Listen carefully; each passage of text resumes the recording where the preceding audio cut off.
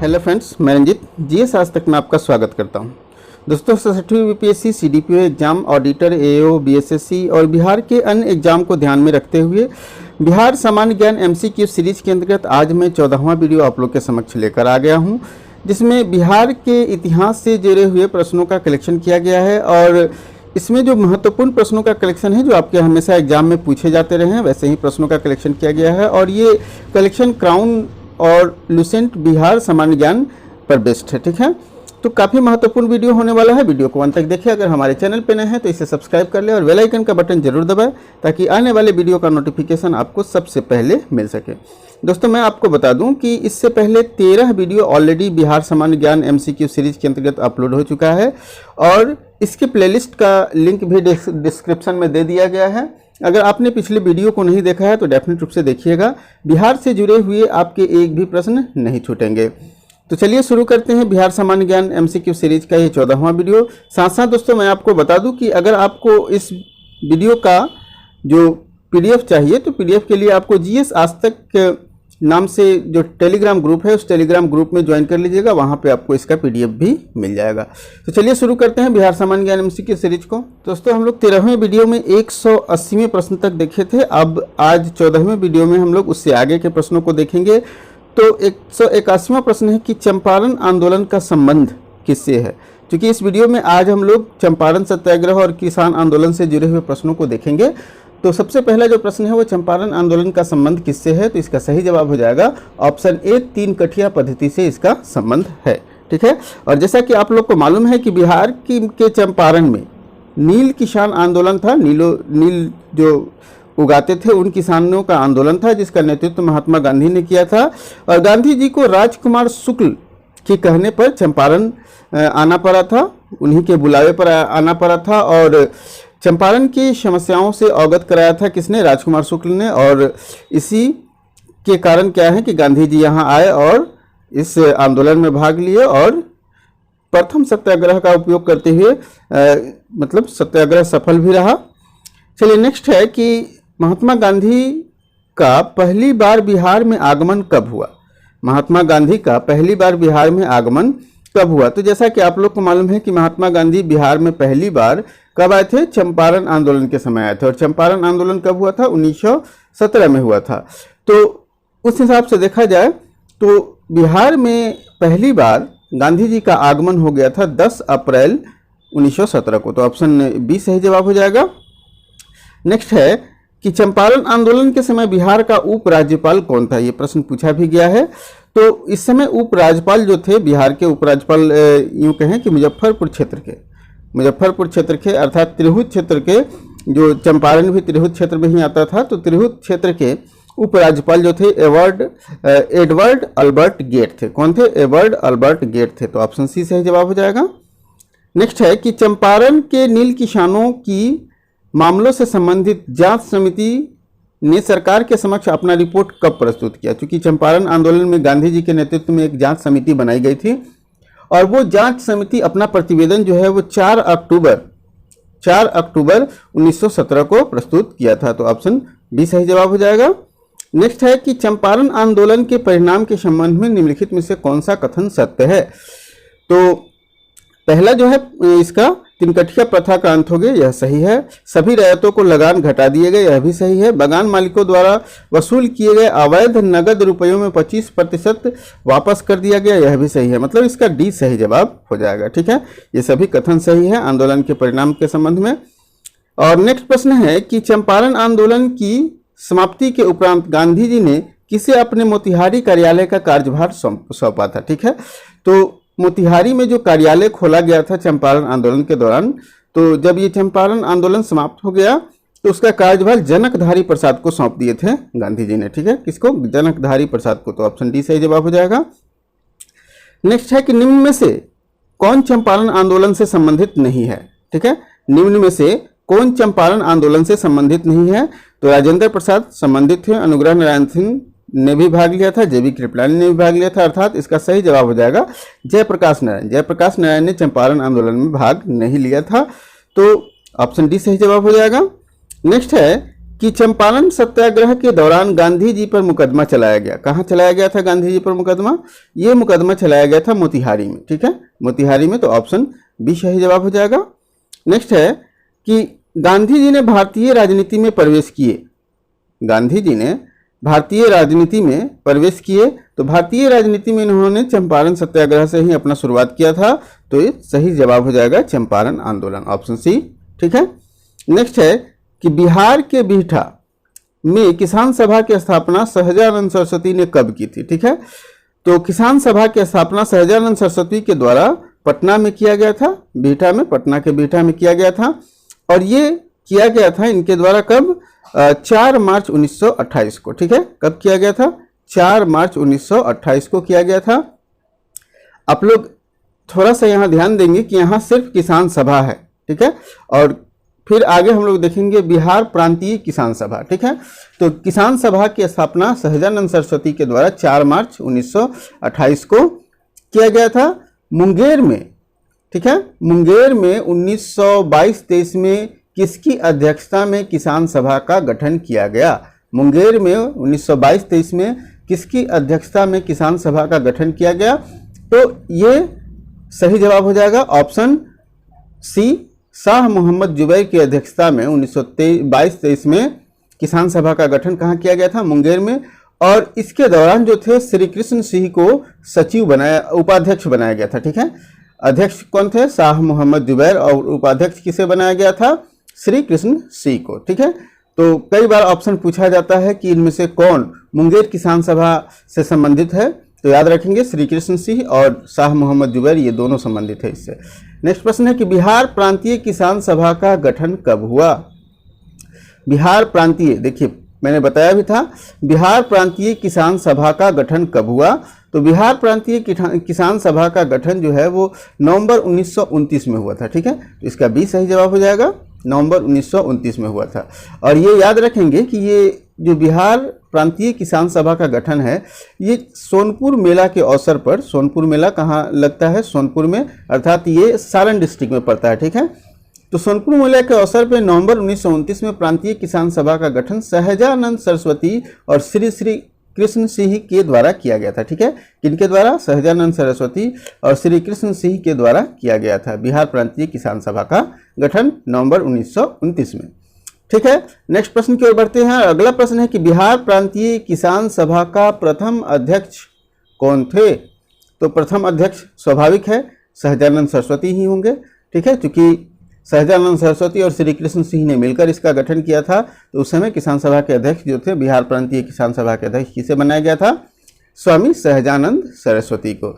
Next प्रश्न है कि श्री कृष्ण, और इसके डिस्क्रिप्शन जान ले थोड़ा सा, श्री कृष्ण सिंह को सचिव बनाया गया था। ठीक है, और प्रथम और तृतीय जो किसान सभा है, तृतीय किसान सभा हुआ था 1935 में हाजीपुर में, तो ये प्रथम और तृतीय की अध्यक्षता सहजानंद ने की थी, और द्वितीय की अध्यक्षता किसने की थी, ये अगले प्रश्न में हम लोग देखेंगे। ठीक है, बिहार के किस जिले में नहर शुल्क के विरोध में आंदोलन हुआ? ठीक है, बिहार के किस जिले में नहर शुल्क याद रखेंगे, काफी महत्वपूर्ण है, नहर शुल्क के विरोध में आंदोलन हुआ? ठीक है, तो नहर शुल्क के विरोध में अगर आंदोलन की बात करेंगे तो ये हुआ था दोस्तों शाहाबाद में। कहाँ हुआ था? शाहाबाद में, तो ऑप्शन ए सही जवाब हो जाएगा।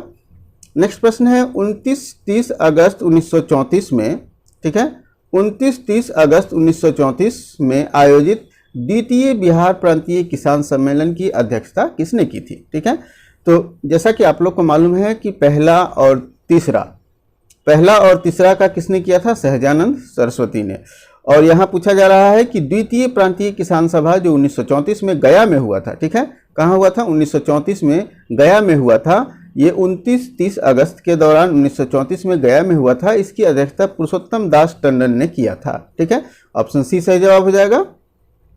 नेक्स्ट है कि बिहार प्रांतीय कांग्रेस कमेटी ने किसकी अध्यक्षता में किसान जांच समिति की स्थापना की थी? ठीक है, ये बिहार प्रांतीय कांग्रेस कमेटी ने किसकी अध्यक्षता में एक कमेटी बनाई थी?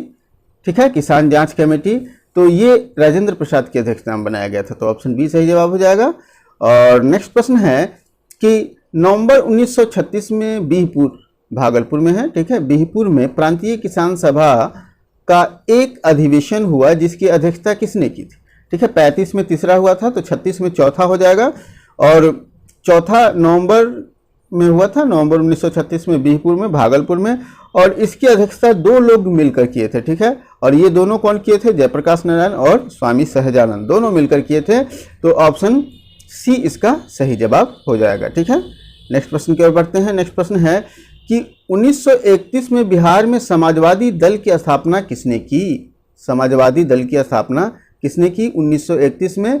तो समाजवादी दल की स्थापना की बात करेंगे तो समाजवादी दल से संबंध जयप्रकाश नारायण का भी रहा है और फूलन प्रसाद वर्मा का भी रहा है। तो इसका सही जवाब हो जाएगा ऑप्शन सी। ठीक है, सही जवाब हो जाएगा ऑप्शन सी। समाजवादी दल की स्थापना जयप्रकाश नारायण और फूलन प्रसाद वर्मा ने मिलकर किया था। नेक्स्ट प्रश्न की ओर बढ़ते हैं। नेक्स्ट प्रश्न है कि बिहार सोशलिस्ट पार्टी की औपचारिक स्थापना 1934 में कहाँ हुई? ठीक है, कहाँ हुई? तो बिहार सोशलिस्ट पार्टी की औपचारिक स्थापना 1934 में पटना में हुआ था। कहाँ हुआ था? पटना में हुआ था। लेकिन यहाँ स्पेसिफिक जगह पूछा जा रहा है, तो ये पटना में अंजुमन इस्लामिया हॉल है, इसमें हुआ था। तो ऑप्शन सी सही जवाब हो जाएगा। ठीक है, कहाँ हुआ था? पटना के अंजुमन इस्लामिया हॉल में। तो समझ गए कि सोशलिस्ट पार्टी की औपचारिक स्थापना 1934 में कहाँ हुआ था? अंजुमन इस्लामिया हॉल पटना में। अगले प्रश्न की ओर बढ़ते हैं और इसके डिस्क्रिप्शन को देख लेते हैं कि 1931 में गंगा शरण सिंह, राम वृक्ष बेनीपुरी, रामानंद मिश्र ने बिहार सोशलिस्ट पार्टी का गठन किया था, लेकिन औपचारिक रूप से गठन इसका 1934 में पटना में ही हुआ था। ठीक है, 1931 में ही हालांकि सोशलिस्ट पार्टी का गठन हो गया था, बिहार सोशलिस्ट पार्टी का, लेकिन औपचारिक रूप से इसका गठन पटना में हुआ था। कहाँ? अंजुमन इस्लामिया हॉल में। ठीक है, 1934 में।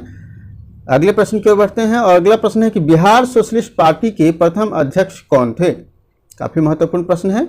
बिहार सोशलिस्ट पार्टी के प्रथम अध्यक्ष कौन थे? तो ये इसके प्रथम अध्यक्ष थे नरेंद्र देव। कौन थे? नरेंद्र देव थे। तो ऑप्शन ए सही जवाब हो जाएगा। बिहार सोशलिस्ट पार्टी के प्रथम अध्यक्ष नरेंद्र देव थे। और सचिव किसे बनाया गया था? जयप्रकाश नारायण को। ठीक है, जयप्रकाश नारायण को सचिव बनाया गया था। नेक्स्ट प्रश्न है कि अप्रैल 1939 में अखिल भारतीय किसान सम्मेलन का वार्षिक अधिवेशन कहाँ हुआ था? ठीक है, अखिल भारतीय पूछा जा रहा है, यार ध्यान रखेंगे। 1939 में, अप्रैल 1939 में अखिल भारतीय किसान सम्मेलन का अधिवेशन कहाँ हुआ था? तो ये अधिवेशन हुआ था गया में। कहाँ हुआ था? गया में। तो ऑप्शन बी सही जवाब हो जाएगा। श्री नरसिंह नारायण क्या थे? ठीक है, नरसिंह नारायण क्या थे? तो नरसिंह नारायण की बात करें तो ये एक समाजवादी व्यक्ति थे। तो ऑप्शन ए सही जवाब हो जाएगा। समाजवादी विचारधारा से प्रभावित व्यक्ति थे। जयप्रकाश नारायण का संबंध किस पार्टी से है? तो हमने ऊपर देख लिया है कि जयप्रकाश नारायण ने समाजवादी पार्टी का स्थापना किया था, समाजवादी दल का। तो ऑप्शन ए सही जवाब हो जाएगा। ठीक है, और अखिल भारतीय किसान सभा की स्थापना कब हुई? ये प्रश्न कई बार पूछा गया है। ठीक है, कई बार ये प्रश्न आया है। हालांकि 1936 में इसका गठन हुआ था, लेकिन यहाँ एग्जैक्ट डेट पूछा जा रहा है और जानबूझ के ये डेट डाला गया है क्योंकि 1936 सभी को याद रहता है। तो अखिल भारतीय किसान सभा का गठन 11 अप्रैल 1936 को हुआ था। कब हुआ था? 11 अप्रैल 1936 को हुआ था। और कहाँ इसका गठन किया गया था? अगला प्रश्न है कि अखिल भारतीय किसान सभा का गठन कहाँ किया गया था? 1936 में अखिल भारतीय किसान सभा का गठन कहाँ किया गया था? तो ये लखनऊ में किया गया था। कहाँ किया गया था? लखनऊ में, और सहजानंद की अध्यक्षता में ही किया गया था। ऑप्शन डी सही जवाब हो जाएगा। और अगला प्रश्न भी इसी से जुड़ा हुआ है। अखिल भारतीय किसान सभा के प्रथम सत्र के अध्यक्ष कौन थे? ठीक है, तो मैंने अभी बता ही दिया है, ये सहजानंद थे। तो ऑप्शन सी सही जवाब हो जाएगा। नेक्स्ट प्रश्न है कि बिहार के गया में किसान आंदोलन में किसके नेतृत्व में जागृत हुआ? ठीक है, तो बिहार के गया में किसान आंदोलन जो है वो जागृत हुआ था यदुनंदन शर्मा के नेतृत्व में। ठीक है, ऑप्शन बी सही जवाब हो जाएगा। ठीक है, नेक्स्ट प्रश्न है कि जून 1919 में मधुबनी जिला के किसानों ने दरभंगा राज के विरुद्ध आंदोलन कर दिया। ठीक है, तो दरभंगा राज के विरुद्ध जो आंदोलन किया गया मधुबनी में जून 1919 में, तो ये किसके नेतृत्व में किया गया? तो ये थे स्वामी विद्यानंद, जिनके नेतृत्व में किया गया। ठीक है, तो ऑप्शन सी सही जवाब हो जाएगा। और नेक्स्ट प्रश्न है कि अखिल भारतीय चरखा संघ का गठन कहाँ हुआ? ठीक है, अखिल भारतीय चरखा संघ का गठन कहाँ हुआ? तो आप लोग को अच्छी तरह मालूम है कि अखिल भारतीय चरखा संघ का गठन कहाँ हुआ था, पटना में हुआ था, तो ऑप्शन बी सही जवाब हो जाएगा। नेक्स्ट है कि अखिल भारतीय चरखा संघ का उद्घाटन किसने किया। ठीक है, अखिल भारतीय चरखा संघ का उद्घाटन किसने किया था, तो ये महात्मा गांधी के द्वारा किया गया था। ठीक है, तो ऑप्शन ए सही जवाब हो जाएगा। और नेक्स्ट प्रश्न है कि बिहार का कौन सा स्थान गांधी जी के शब्दों में तीर्थ स्थान था। ठीक है, बिहार का कौन सा स्थान गांधी जी के शब्दों में तीर्थ स्थान था, तो दोस्तों ये था जीरादेई। जीरादेई को तीर्थ स्थान इसलिए कहा जाता था क्योंकि यहाँ किसी खास व्यक्ति का जन्म हुआ था और वो खास व्यक्ति थे राजेंद्र प्रसाद। ठीक है, राजेंद्र प्रसाद के जन्मस्थल है, इसीलिए इसे गांधी जी ने क्या कहा था, तीर्थ स्थान की संज्ञा दी थी। नेक्स्ट है और महत्वपूर्ण प्रश्न है कि बिहार के किस जिला को गांधी जी ने आधुनिक तीर्थ स्थान कहा। ठीक है, तीर्थ स्थान जीरादेई को कहा और आधुनिक तीर्थ स्थान दरभंगा को कहा था। ठीक है, दरभंगा को कहा था, तो ऑप्शन बी सही जवाब हो जाएगा। और इसलिए कहा था क्योंकि दरभंगा उस समय खादी उद्योग के मामले में काफ़ी प्रचलित था और खादी भंडारण के लिए काफ़ी विकसित भी था, इसीलिए उन्होंने आधुनिक तीर्थ स्थान उसे कहा था। नेक्स्ट है मधुबनी में खादी उत्पादन केंद्र की स्थापना किसने की थी। ठीक है, मधुबनी में खादी उत्पादन केंद्र की स्थापना किसने की थी, तो ये किया गया था राम विनोद सिंह के द्वारा। ठीक है, तो ऑप्शन डी सही जवाब हो जाएगा। और राम विनोद सिंह जो ने आचार्य कृपलानी की सहायता से ये किया था, गठन किया था खादी उद्योग की। राम विनोद सिंह ने आचार्य कृपलानी की सहायता से मधुबनी में खादी उत्पादन केंद्र की स्थापना की थी। ठीक है, नेक्स्ट प्रश्न है कि इनमें से किस शहर में अखिल भारतीय चरखा संघ का मुख्यालय नहीं था। इनमें से किस शहर में अखिल भारतीय चरखा संघ का मुख्यालय नहीं था, तो ये मुख्यालय भागलपुर में नहीं था, बाकी सभी जगह मुख्यालय था, मुजफ्फरपुर, पटना और मधुबनी में इसका मुख्यालय था, भागलपुर में नहीं था। और नेक्स्ट प्रश्न है कि बिहार में खादी की प्रगति के नेतृत्व किसके नेतृत्व में बिहार में खादी का प्रगति काफ़ी जोर शोर से हुआ, तो ये नेतृत्व थे कौन, राजेंद्र प्रसाद के नेतृत्व में। ठीक है, तो ऑप्शन सी सही जवाब हो जाएगा। दोस्तों इस प्रकार से आप देखें 14वें वीडियो का पूरे प्रश्नों को। अब इसके आगे के प्रश्नों को हम लोग 15वें वीडियो में देखेंगे और ये कंटिन्यू रहेगा अभी तक। और अभी तक अगर आपने हमारे चैनल को सब्सक्राइब नहीं किया है तो सब्सक्राइब कर लीजिए। अगर आपको इस वीडियो का PDF चाहिए तो इस टेलीग्राम ग्रुप को आप ज्वाइन कीजिए और हमारे फेसबुक पेज को भी आप फॉलो कर सकते हैं।